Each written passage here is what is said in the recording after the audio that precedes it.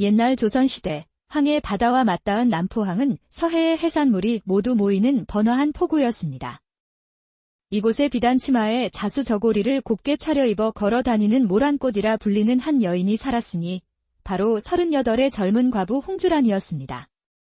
그녀의 아름다운 외모보다 사람들을 더 놀라게 한 것은 남편이 남긴 작은 새우젓 가게를 남도 제1의 상단으로 키워낸 놀라운 지혜와 사업 수완이었지요. 19의 시집아 25의 남편을 여인 그녀는 남편 최덕호가 풍랑 심한 날 배를 타고 나갔다가 돌아오지 못한 그날 이후 슬픔을 딛고 일어섰습니다. 내 남편의 장사를 내가 이어받을 것이오.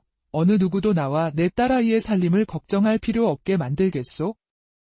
그 결심대로 홍주라는 남편이 남긴 작은 가게를 훌륭하게 꾸려나갔습니다. 그녀는 직접 전국의 포구를 돌며 최상품 젓갈만을 골라왔고 그녀의 손을 거친 젓갈은 임금님 수라상에 오른다는 소문이 날 정도였지요. 이덕봉 집사, 올해 곰소에서 들어온 육젓은 맛이 어떠하오? 간은 알맞게 배웠는가? 예, 마님. 올해는 유난히 새우가 실하고 맛이 좋아 최상품이라 할 수 있겠습니다. 홍주란에게는 충직한 사람들이 많았습니다.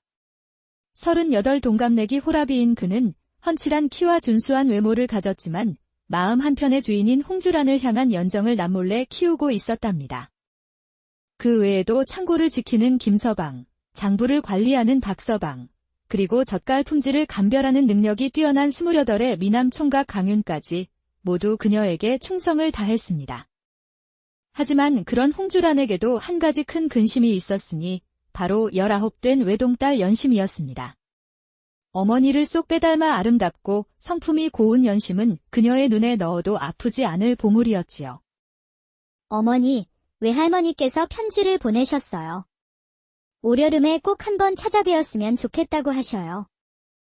친정은 100리나 떨어진 험한 산골짜기에 있었습니다. 꽃다운 처녀를 홀로 보낼 수는 없는 노릇이었지요. 알았다. 허나 그 먼 길을 어찌 너 혼자 보낼 수 있겠느냐? 너를 안전하게 지켜줄 사람을 붙여 보내야겠다. 홍주라는 며칠을 고심한 끝에 기묘한 시험을 생각해냈습니다. 자신의 유혹에도 넘어가지 않을 정도로 굳건한 사내를 그날 밤부터 홍주라는 매일 밤 하인을 한 명씩 안방으로 불렀습니다. 김서방, 이리 와서 내 다리 좀 주물러주게. 예, 마님. 창고지기 김서방은 40이 넘은 사내였지만 뭘 망설이는가? 어서 주무르라니까. 김서방의 손이 떨며 종아리에서 허벅지로 올라갔을 때 그의 여름 후바지가 됐다. 그만 나가보게. 김서방은 불합격이었습니다. 닷새째 밤, 집사 이덕봉의 차례가 되었습니다. 이 집사, 가까이 와서 내 다리를 주물러주게. 마님.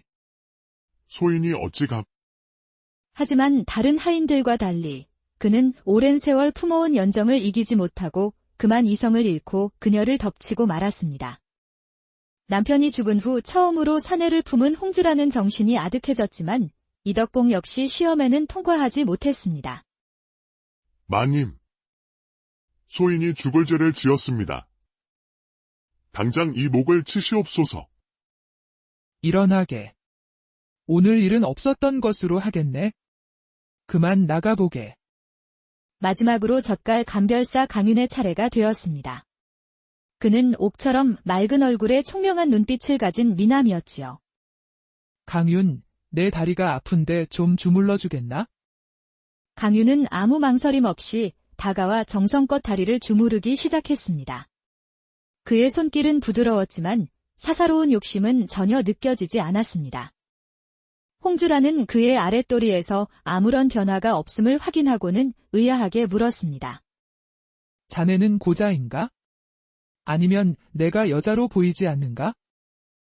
소인은 여자에게 관심이 없습니다. 이 말에 홍주라는 기뻐했습니다. 드디어 딸을 맡길 사람을 찾았다고 생각했지요. 됐다. 이제 그만 나가보게. 다음 날 아침 홍주라는 딸 연심에게 강윤과 함께 외가에 다녀오라고 명했습니다. 연심아, 강윤을 데리고 외가에 다녀오너라. 그가 널 안전하게 지켜줄 것이다. 정말요, 어머니? 감사합니다. 그러나 홍주라는 몰랐습니다. 강윤의 말은 모두 계산된 거짓말이었고 그는 처음부터 연심을 얻기 위해 이 기회를 노리고 있었다는 것을요. 그렇게 연심과 강윤은 백리 길 여정에 올랐습니다. 길가의 들꽃, 지저귀는 새소리의 연심은 마냥 신이 났지요. 강윤 아저씨, 저 꽃은 이름이 무엇이에요? 참 예뻐요. 페랭이 꽃이라 합니다. 아씨. 어떤 척박한 땅에서도 피어나는 강인한 꽃이지요. 해가 저물어 두 사람은 산중턱의 월곡주막에 묵게 되었습니다. 주모는 방이 하나밖에 남지 않았다며 두 칸으로 나뉜 방을 내주었지요. 저녁을 먹은 후 연심은 강윤에게 재미있는 이야기를 해달라고 졸랐습니다. 아저씨, 밤이 긴데 무서운 이야기라도 들려주세요. 아씨. 그럼 제가 아는 처녀 귀신 이야기를 들려드릴까요? 하늘 품고 죽은 귀신이 밤마다 사람의 피를 빨아먹는답니다. 강윤의 이야기가 어찌나 실감나던지 연심은 겁에 질려 그의 팔을 꼭 붙잡았습니다. 아이고, 무서워라. 그런 귀신이 여기에도 나타날까요? 글쎄요. 특히 오늘처럼 달 밝은 밤에 자주 나타난다고 하지요. 그날 밤 강윤은 몰래 뒷산에서 반딧불 몇 마리를 잡아와 연심의 방 창문으로 날려보냈습니다. 잠시 후 연심은 비명을 지르며 강윤의 방으로 뛰어 들어왔습니다. 귀신이에요. 방 안에 하얗게 빛나는 귀신이 떠다녀요. 아씨, 괜찮습니다. 제가 있으니 걱정 마십시오. 오늘 밤은 제 방에서 주무시는 것이 좋겠습니다. 강윤의 계획은 성공했습니다. 겁에 질린 연심은 그의 품에 안겼고 그날 밤 두 사람 사이에는 넘지 말아야 할 선을 넘고 말았지요. 외가에서 일주일을 머물고 돌아오는 길에도 두 사람은 월곡주막에서 다시 함께 밤을 보냈습니다. 집에 돌아온 연심은 아무 일 없었다는 듯 행동했지만 석 달이 지난 어느 날 어머니에게 몸의 이상을 털어놓았습니다.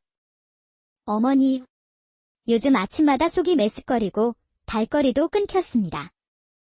홍주라는 딸의 얼굴을 살피고는 모든 것을 직감했습니다. 누구의 아이냐? 강윤이냐?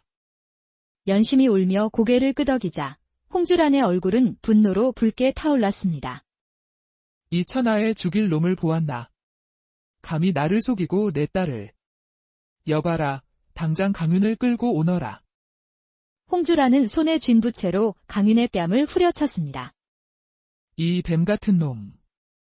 내가 너를 얼마나 믿었는데 어찌 이런 짓을 할 수 있단 말이냐? 마님, 죽을 죄를 지었습니다. 하지만 아씨를 향한 제 마음만은 진심입니다. 아씨를 진심으로 사랑합니다. 사랑. 내 딸의 순결을 짓밟아 놓고 감히 사랑을 입에 올려? 당장 이 집에서 나가거라. 강윤이 무릎을 꿇고 애원했지만 홍주란의 분노는 쉽게 가라앉지 않았습니다. 그녀는 집사 이덕봉을 불렀습니다. 이 집사, 내 딸이 강윤의 아이를 가졌다네. 나도, 내 딸도 모두 그놈에게 속았어. 많이 진정하십시오. 세상 일이 다 뜻대로 되지는 않는 법입니다. 아씨와 뱃속의 아이를 위해서라도 현실을 받아들이고 최선의 선택을 하셔야 합니다. 이덕봉의 현명한 조언에 홍주라는 마음을 가라앉히고 현실적인 결정을 내리기로 했습니다. 강윤, 너에게 3가지 벌을 내리겠다. 이 벌을 달게 받겠느냐? 예, 마님. 어떤 벌이라도 받겠습니다. 첫째, 3년간 품삯을 반으로 줄이고 일은 2배로 한다. 둘째, 평생 내 딸에게 충성을 맹세하고 그녀를 아프게 하면 이 집에서 쫓겨날 것이다. 예, 마님. 명심하겠습니다. 셋째, 너는 내 딸과 혼례를 올리고 태어날 내 손자를 정성껏 키울 것이다. 마님. 정말 혼례를 허락해 주시는 겁니까? 감사합니다. 평생 아씨를 행복하게 해드리겠습니다. 그날 저녁, 홍주라는 정원을 거닐다 이덕봉과 마주쳤습니다. 이 집사, 아는 자네를 탓하지 않네. 그리고 자네의 조언 덕분에 올바른 결정을 내릴 수 있었어. 마님, 소인이 드릴 말씀이 이 집안의 사내 어른이 필요하지 않겠는가? 자네와 내가 혼례를 올리는 것은 어떨까? 이덕봉은 꿈에도 그리던 말에 놀라 아무 대답도 못했습니다. 내가 여전히 이 집의 주인이고 자네는 내 남편이 되는 것일세. 그것이 싫은가? 아닙니다. 마님. 마님의 뜻대로 하겠습니다. 소인이 평생 마님을 받들겠습니다. 그해 가을, 홍주란의 집에서는 하루에 2번의 혼례가 치러졌습니다. 어머니와 딸이 같은 날 혼례를 올리는 기이한 풍경에 온 마을이 떠들썩했지요. 먼저 홍주란과 이덕봉의 혼례가, 오후에는 연심과 강윤의 혼례가 이어졌습니다. 이듬해 봄, 연심은 건강한 사내아이를 낳았고 홍주란은 손자를 품에 안고 기쁨의 눈물을 흘렸습니다. 아이의 이름은 해생, 바다에서 살아남아 가문을 이을 아이라는 뜻이었지요. 강윤은 약속대로 3년간의 벌을 성실히 수행하며 아내와 아들을 극진히 보살폈고 그의 진심 어린 모습에 홍주란도 마침내 그를 온전히 용서했습니다. 그리고 더 놀라운 일이 일어났습니다. 40의 나이에 홍주란 역시 임신을 한 것이지요. 여보, 정말 고맙소. 내 평생 당신과 아이를 위해 살겠소. 그해 겨울, 홍주라는 예쁜 딸을 낳아 연화, 라 이름 지었습니다. 홍주란의 집에는 두 아이의 웃음소리가 가득했고 두 쌍의 부부는 한 가족이 되어 화목하게 지냈습니다. 세월이 흘러 홍주란의 사업은 남편 이덕봉과 사위 강윤의 도움으로 더욱 번창하여 조선 팔도에서 손꼽히는 거상이 되었답니다. 홍주란은 비록 남편을 잃고 큰 시련을 겪었지만 사람의 진심을 보고 용서할 줄 아는 지혜로 위기를 기회로 바꾸어 누구보다 행복한 가정을 이룬 여인으로 오래오래 기억되었습니다.